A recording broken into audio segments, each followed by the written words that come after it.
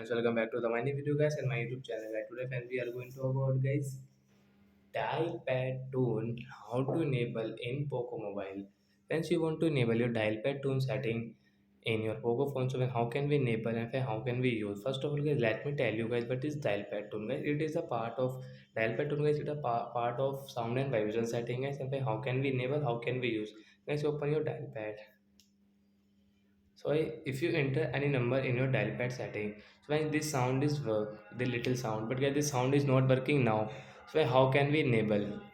So friends, I post the video because of sound. So when now continue, when you can see this sound is not working. So how can we enable this dial pad tone setting? And first of all, guys, open your phone setting.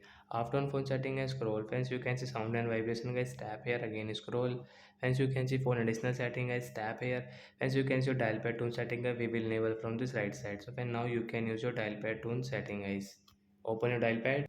So friends, you can see this tone will on, and guys we can use this dial pad tune setting. So like that guys, you can enable your dial pad tune setting and you can use it. So that's it guys, thanks for watching the video, bye guys.